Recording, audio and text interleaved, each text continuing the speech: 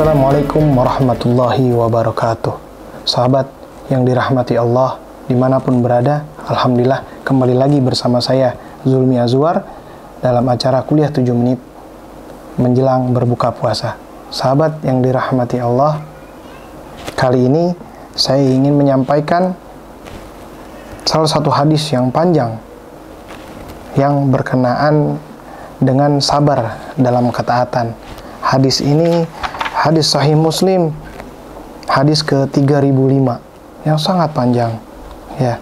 Hadis ke-3005, hadis riwayat Sahih Muslim yang ada di kitab Riyadhus Shalihin yang sering kita kaji bersama guru kita Al-Ustadz Hakim Bawazir. Masya Allah, hadisnya sangat panjang, sahabat share. Di hadis ini dijelaskan bahwasanya dari Su'aib radhiyallahu an bahwasanya Rasul sallallahu alaihi wasallam bersabda, dahulu ada seorang raja dari golongan umat sebelum kalian, dan ia mempunyai seorang ahli sihir. Setelah penyihir itu tua, ia berkata kepada raja, sesungguhnya aku ini telah tua, maka kirimkanlah kepadaku seorang anak yang akan kuturunkan ilmu sihirku. Kemudian sahabat, raja itu mengirimkan kepadanya seorang anak untuk diajarinya. Panjang hadis ini ya, saya singkat seperti ini kisahnya. Sahabat, saat itu seorang raja ini memiliki anak. Raja ini ingin mewariskan kekuasaannya kepada anak tersebut ya.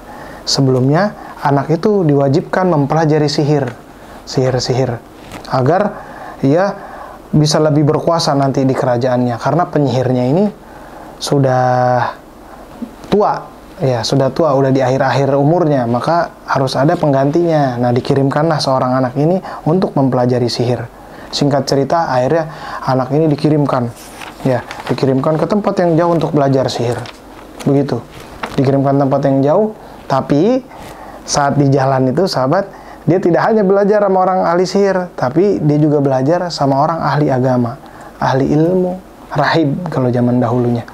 Belajar sama rahib juga, dan juga belajar kepada ahli sihir. Begitu saja anak ini belajar sama ahli sihir. Nggak lama dia belajar lagi sama rahib, ilmu-ilmu tentang agama. Begitu, bolak-balik diajarkan tentang sihir beserta mantra-mantranya. Kemudian belajar lagi sama rahib ya, diajarkan doa-doa dari nabi dulu yang diutus pada kaum ini. Begitu aja terus-terusan sahabat. Kemudian suatu ketika tibalah dia turun gunung. Tibalah anak ini untuk mengetes ilmunya. Nah, mana yang lebih bermanfaat? Apakah dari guru ahli sihir ataukah dari rahib, dari orang yang punya ilmu agama? Nah, dia mau tes nih bagaimana ilmunya yang paling efektif dan paling manfaat bagaimana. Akhirnya dalam kitab ini disebutin juga, dalam hadis ini disebutkan, akhirnya dia datang ke tengah kota. Ke tengah kota itu, dalam wilayah kota itu ada seekor hewan yang sangat buas ya, ada hewan buas, singa. Itu sedang mengamuk luar biasa. Ketika mengamuk luar biasa, nah dia mencoba, akhirnya dia punya mantra sihir, dan satu lagi ilmu dari rahib itu, doa-doa perlindungan yang diajarkan oleh rahib itu. Akhirnya sahabat sihir yang dirahmati Allah, dia coba, anak itu mencoba pakai pakai mantra-mantra sihir yang diajarkan oleh ahli sihir itu. Ketika dibacain malah nambah ngamuk, sahabat sekalian, malah nambah ngamuk. Akhirnya pemuda ini berdoa sama Allah Ta'ala yang diajarkan oleh rahib itu, dibaca doa perlindungan itu, dan tiba-tiba akhirnya singanya tunduk dan diam dan berhasil dijinakan. Masya Allah. Singkat cerita, pemuda ini jadi terkenal seantero kota itu ya. Kemudian ada juga sahabat raja yang sakit, yang tidak sembuh-sembuh. Nah, dipanggil oleh raja itu anak itu yang udah mempelajari sihir katanya.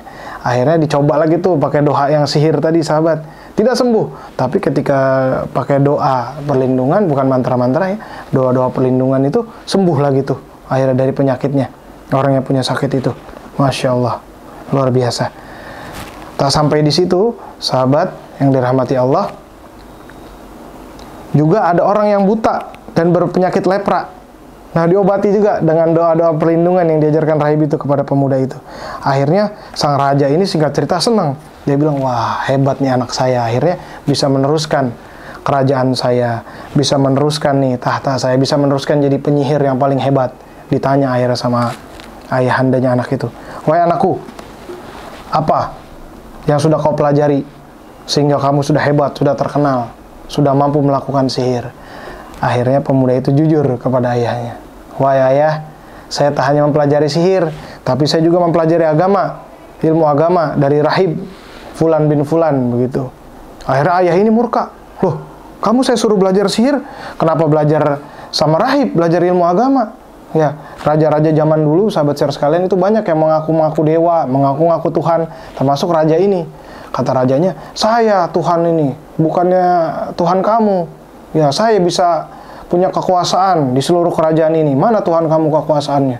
Akhirnya raja itu murka, karena anak ini belajar ilmu agama. Kamu pilih mana?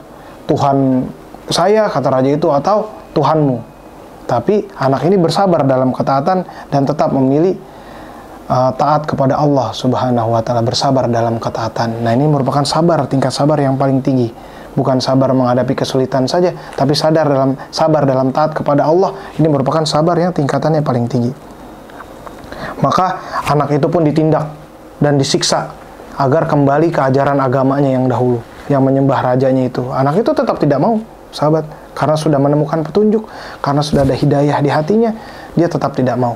Akhirnya sang raja menyuruh para punggawanya, menyuruh para prajuritnya menyeret anak ini ke tengah laut. Dibawa naik perahu, dibawa ke tengah laut. Ketika sampai di tengah laut, sahabat sekalian, akhirnya anak ini berdoa lagi sama Allah Ta'ala dengan doa perlindungan itu. Ketika dibaca, berguncang itu perahu, seluruh prajurit cebur ke laut. Masya Allah, kecebur ke laut, akhirnya dia kembali ke ayahnya sendirian. Ke ayahnya sendirian dan bilang, ayah, prajuritnya sudah pada kecebur ke laut, sudah meninggal. Kenapa marah ini rajanya? Dan bilang, wahai anakku, kali ini kau katakan selamat. Ayo kita bawa ke atas gunung yang tinggi, kita ceburin tuh ke jurang tuh anak itu. Kita lihat Tuhanku atau Tuhanku aku nih atau Tuhanmu yang paling kuasa. Si raja nih akhirnya membawa anak itu, ya, oleh prajuritnya, tentunya disuruh oleh prajuritnya itu, prajuritnya menyuruh untuk membawa anak itu ke atas gunung. Kemudian akhirnya anak itu sampai di atas gunung, mau diceburkan ke dalam jurang. Akhirnya anak itu berdoa lagi sama Allah Ta'ala dengan doa perlindungan tadi. Dan apa yang terjadi? Gunung itu pun berguncang. Ketika gunung itu berguncang, akhirnya jatuhlah itu para prajurit ke dalam jurang, dan anak itu selamat lagi. Sahabat share sekalian, akhirnya anak itu menemui lagi rajanya dan bilang, saya kembali selamat berkat pertolongan dari Tuhan saya. Raja itu kembali geram.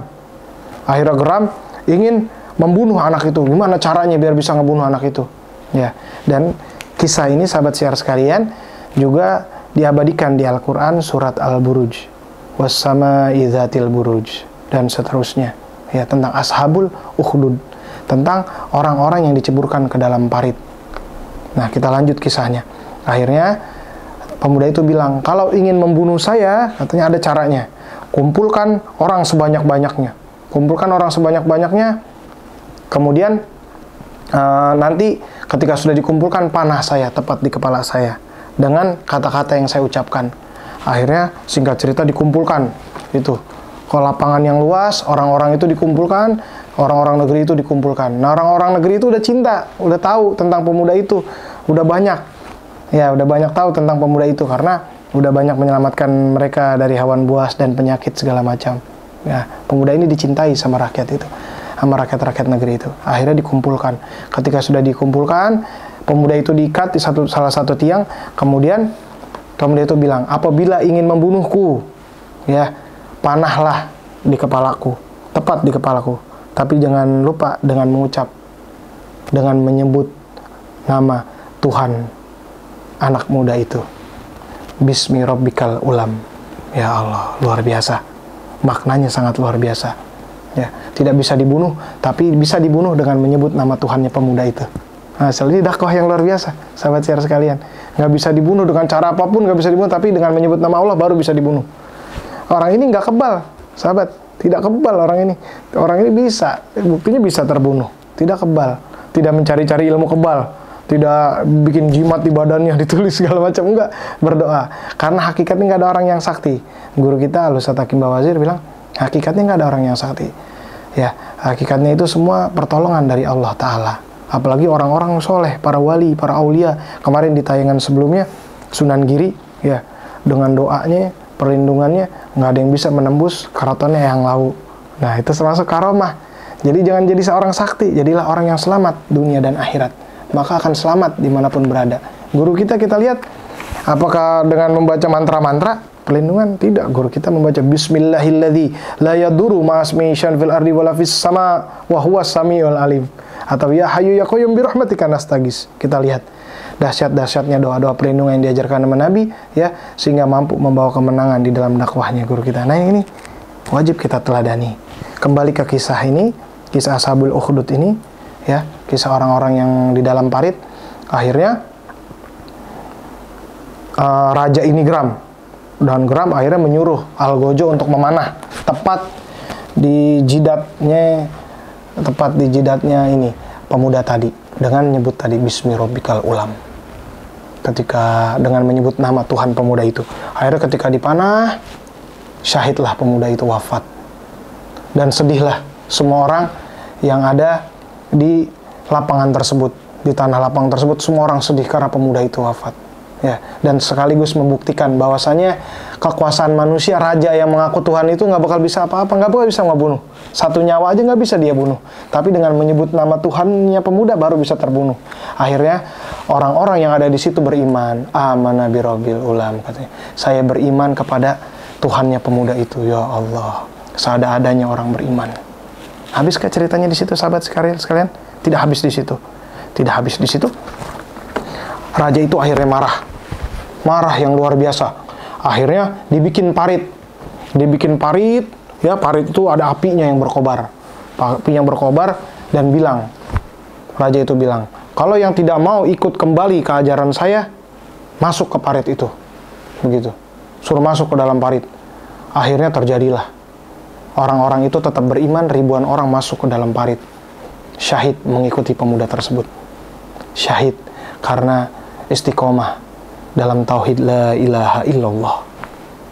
Sahabat, dalam hadis ini juga, hadis Sahih Muslim 3005, ya, ada kisah juga Ashabul Ukhdud ini. Terakhir-terakhirnya ada seorang ibu ini menggendong anaknya itu mau masuk ke dalam parit, tapi ibu itu rada ragu karena takut, mungkin melihat orang teriak-teriak, orang disiksa sebegitu rupa karena keimanannya.